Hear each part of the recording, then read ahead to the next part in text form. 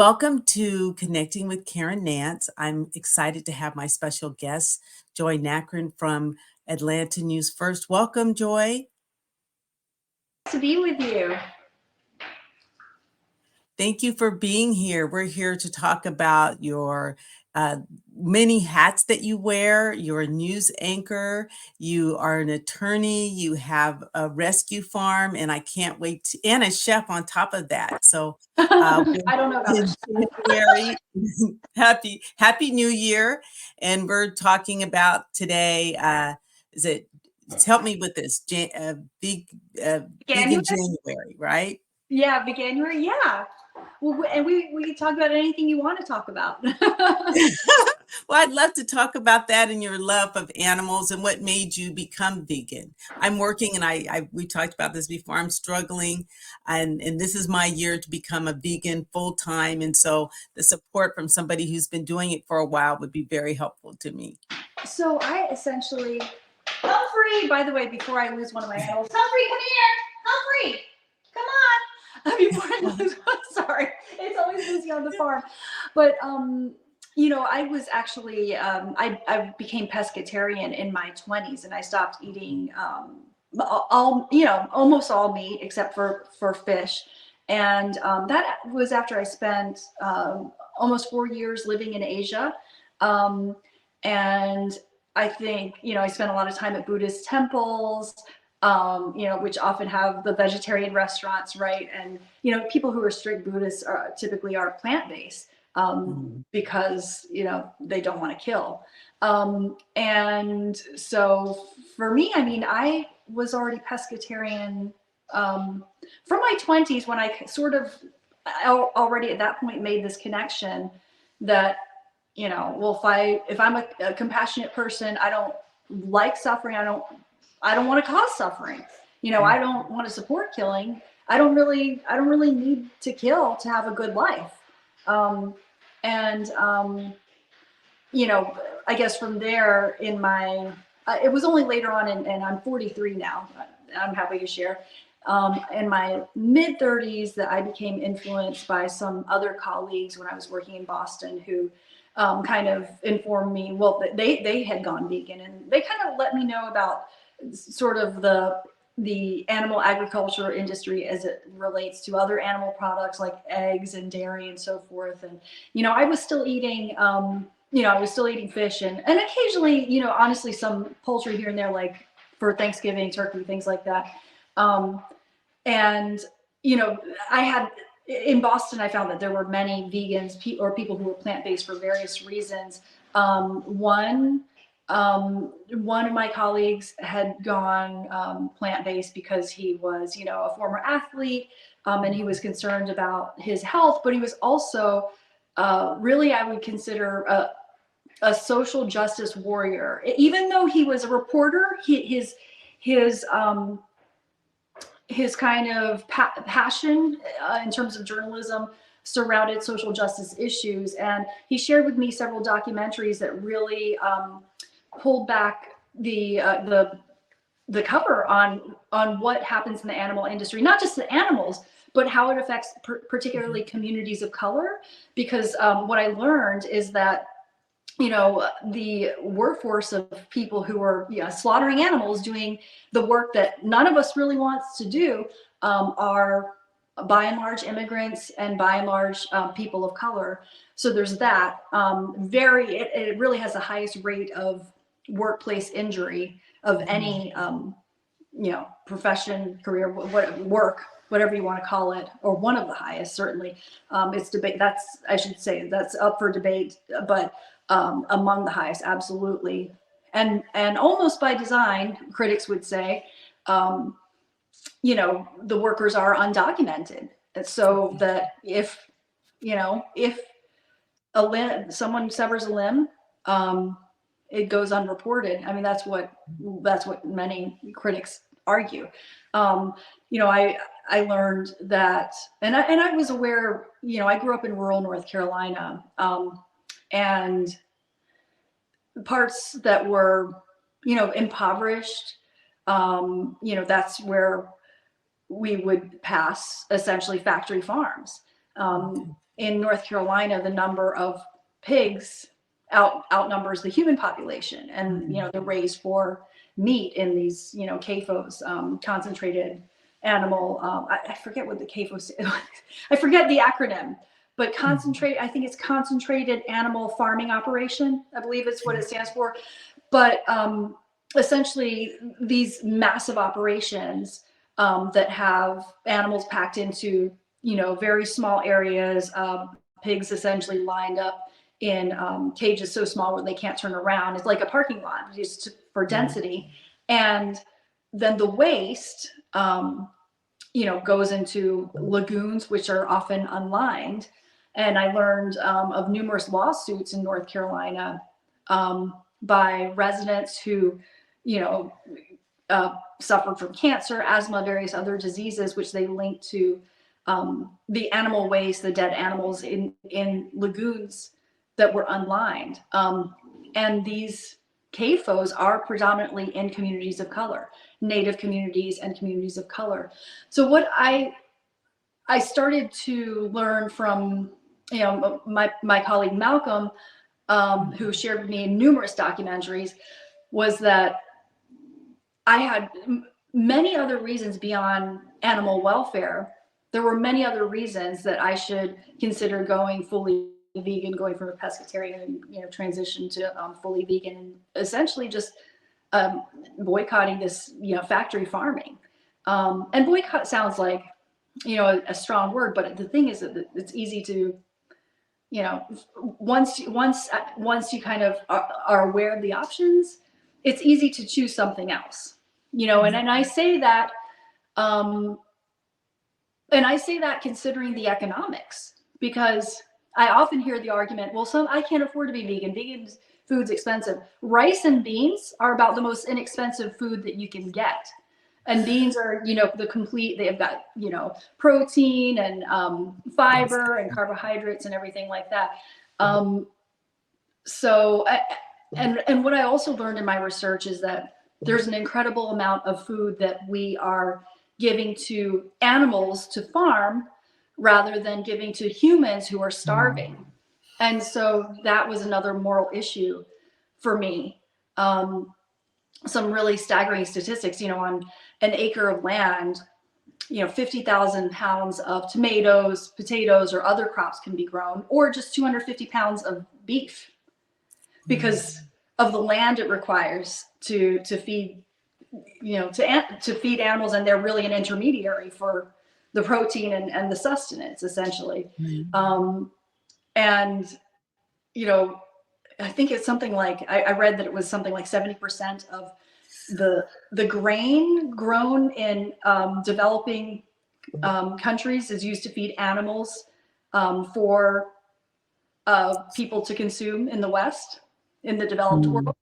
So, just kind of the injustice I started to learn was very layered. On the surface, I think there's this conception, a misconception, that veganism is about animals.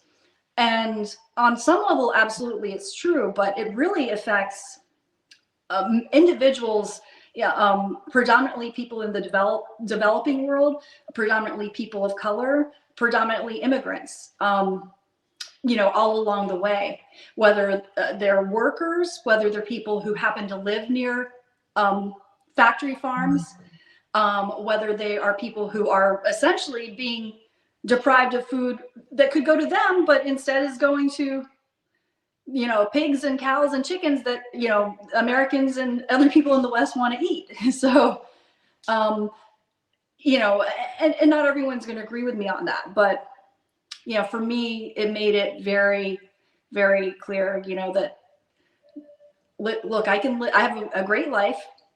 I'm not, compromising that by abstaining from participating in that system. Right. Wow. I think that a lot of people miss this whole opportunity to understand, like you're explaining to us. It's like people feel that it's I need to have meat, I need to have protein, but there's protein, as you said, in beans and other things. And I remember years and years ago when I first considered being vegan, there weren't a lot of options. You had to be creative if you weren't a cook like me, and now there's restaurants, there's food on the shelves that are vegan. There's so many, even online, tons and tons of easy recipes. And I think that another misconception is I'm always going to be hungry. That's definitely not the Not case. true. No. So I think I guess my question have you gotten any pushback? Have you gotten any negative? You're on the news, you're in the limelight, personality. Has there been any backlash that you felt from announcing openly that you're vegan by anyone? I think that the way I don't usually discuss it the way that I'm discussing it with you, to be honest with you. So if I did, in the newsroom and so forth, we just chatting with friends. Of course, people say, well, what aren't plants killed when, or aren't animals killed, like the rodents killed when they're harvesting plants? These kind of arguments. Right. So we have debates back and forth, but publicly, I haven't gotten backlash, but I'm also careful. This is a different forum. When I'm delivering the news, I don't really, I don't push an agenda. I don't have opinions. I keep my opinions out of it. And I set that aside. And, and in the way that I post on social media, I tend to just, explain that I'm plant-based and give some of the reasons why, but I try not to, judge others, because I I have a friend who's vegan who uses the term pre-vegan because we were vegan. And, it's just not knowing, a lot of times, or, people just kind of acting out of habit. That's why, they, make the choices they do. And I get that it's difficult for people to change. It is a drastic change for a lot of people to change the way that they eat. And I really don't think it has to be all or nothing. I think that people just being more conscious and taking steps in basically towards eating more plant-based foods is a positive thing. Even if it's reducing by starting by reducing by one meal a week and two meals a week and so on, or giving up one animal product. I think it's still positive. I think it's, as they say, the what is it? Is it the best is the enemy of the good? Is that right? I think something like that. I may have Yeah, that off. that sounds right. But yeah, I think, when my colleagues, if they bake cookies or something and bring them to work and they're not totally vegan, a lot of times I will quote unquote cheat and have a cookie my colleague made at work. But I've been vegan for plant-based, whatever you want to call it, because maybe then you'll say I'm not vegan. For gosh, it's 8 years or so, and I think being forgiving, in that way has allowed it to be more sustainable for me. I don't think, that the world is going to benefit from a handful of perfect vegans. I think there's going to be a more systemic change when the masses start choosing more plant-based foods, and we are starting to see that. And it's not a coincidence that we are seeing fast food chains like Dunkin' Donuts offer the Beyond or Impossible sausage in their in their English muffins, and you can get the Impossible Whoppers at Burger King. You can get the sofritas at Chipotle. You can get the Beyond Chicken at Panda Express, and you see it in these mainstream places that are pretty, and they're affordable, and it's the same price, or if not, slightly more maybe in some cases, but generally the same price as the meat alternative. And it is generational. I mean, most vegans are younger than I am, 20s and 30s, or even younger. And, it's sort of, a mindset that is changing. But I think based on what I've learned in terms of sustainability for a planet with a growing population and diminishing resources, it is probably the way that we need to go in the future. Well, you go beyond just what you eat in your dietary habits with being vegan. You also have an amazing farm with your family.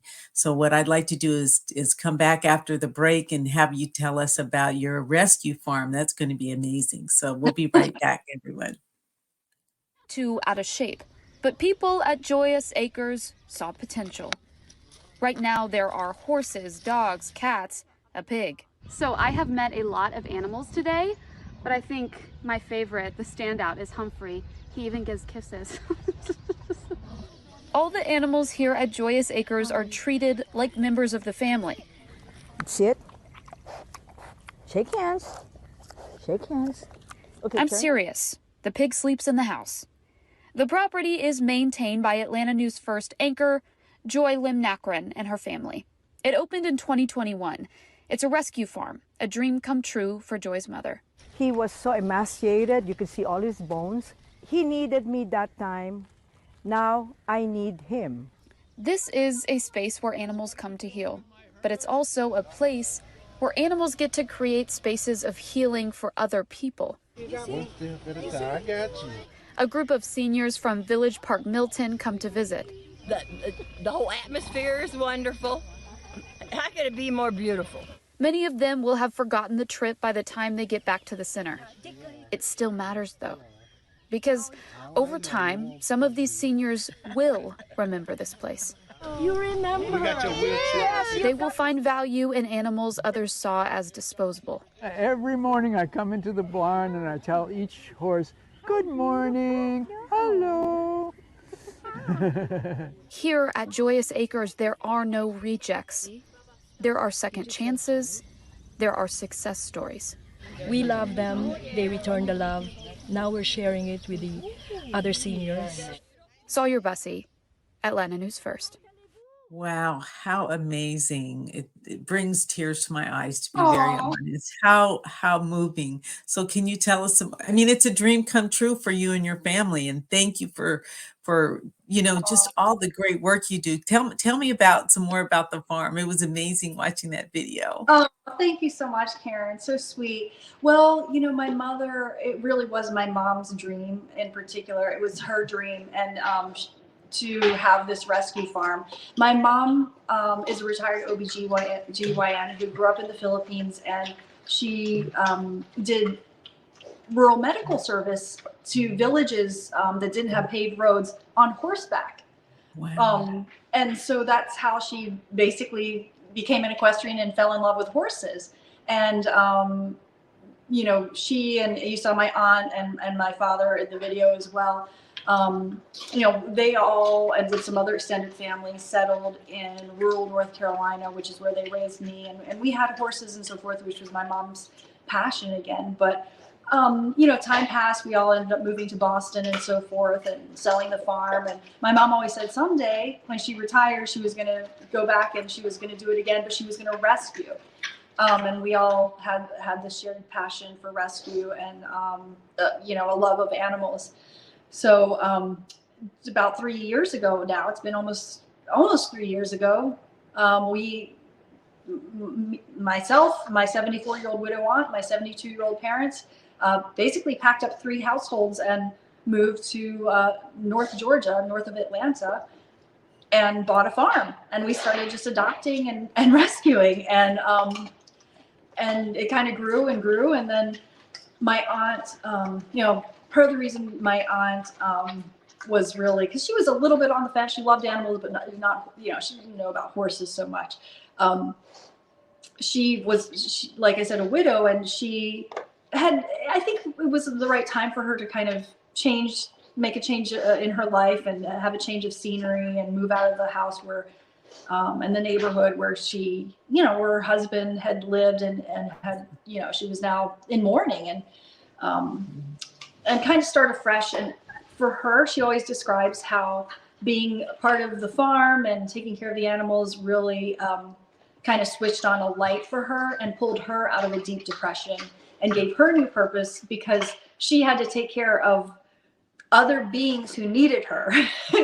And the animals are just so authentic and all that, and loving, and they really reciprocate the love. And so she decided she wanted to start the Seniors for Seniors program, where she helped connect the animals with other seniors. And we started inviting seniors to the farm, and recently we started bringing a horse trailer, bringing some of the horses to senior communities.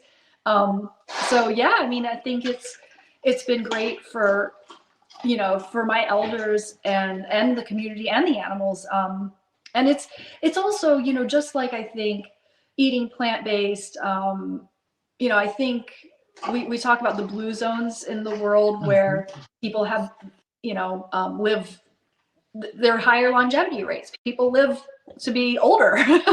And, you know, several Asian countries, including Japan, have very high longevity rates. And I think one of the cultural elements is, you know, really incorporating elders into just kind of daily life, you know, not putting them away in a nursing home. And for my elders, because they have a very full life. I mean, actually a demanding, stressful life. Like, they have to get up early and take care of animals, or stay up late and take care of animals. It's actually, I think, been kind of a fountain of youth for them. You know, my father describes having muscles now that he didn't have, you know, 10 years ago, because he's carrying bales of hay and buckets of water. And my mom too. I mean, she just describes how excited she is to wake up in the morning and go see the animals, and just, she knows they're counting on her. And I see them sometimes. My dad's struggling to do, you know, sometimes menial tasks like hook up something or whatever, and I see him kind of struggling. And then I thought to myself, I remember just last week thinking, this is sort of like a physical therapy exercise that I see some elders doing in nursing homes, but it's just happening in a very organic way. And he's not like, oh, I have to do my exercise, my, you know, for my fine motor skills. He's just doing it and not even thinking twice about it. And it's, you know, keeping them all young. I mean, you know, for 70s, I think they're doing pretty well. Awesome. Definitely. And, you know, I can't let you go without talking some more about Humphrey. I'm sure that you've had many requests to take him home.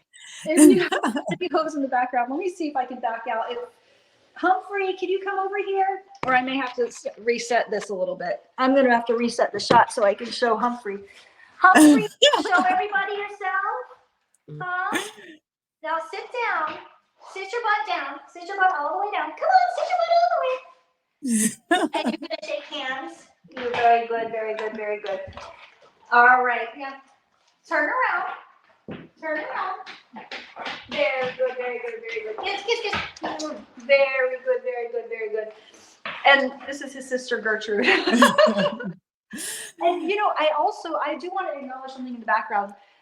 This is ancient ivory that is from China, that's been in the family for generations. But these are things, you know, we're not perfect, perfect vegans, but these are things, you know, cultural items from generations ago. And I think it's kind of a funny juxtaposition to see that and then see him. But, you know, it's like we make progress. Right. Absolutely. You can preserve your culture and, you know, and still think about the future a little bit differently, and think about, you know, how we can preserve the climate in the world for future generations as well. Right. And I just want to go back to Humphrey real quick. And I think that we expect dogs to sit and know how to learn commands. So it's just fascinating. I'm sure for a lot of us, this is the first time they've seen a pig, you know, follow directions and take directions. So they're very intelligent animals. And to say that they're siblings, I think says a lot about their our understanding of their compassion. And we just, I think just today I saw on Instagram, there was a decision not to, in an Asian country, not to kill dogs for food anymore. It would be great if we adopted that for pigs as well in this country and Well, across the world. Yeah. yeah, and I actually always find that to be such a, you know, I guess a culturally biased assessment, because I have a dog and a pig. I have several dogs. Come here, Gertrude. Come here. And I mean, they're really, they're not that different from each other. And, you know, they kind of like brother and sister. I mean, the only difference is that he knows more tricks than she does. Oh, no. and he loves spinach and he's bigger. But, you know, it feels like very culturally biased to say that people in, you know, South Korea or Vietnam, some people, and it's not, you know, a blanket statement, or some other countries are primitive or backwards for killing dogs to eat, when it's really not that different to kill a pig. And I think it's something we should think about. You know, you can take issue with killing dogs, but then look inward and say, well, what am I doing that's similar? Right. You're absolutely right. And I believe I read an article where you said peace starts with your plate, you know, in terms of if you want world peace, start with yourself and do a self-examination, because it's not only an outward statement about the world, but it's what you put in your body and longevity.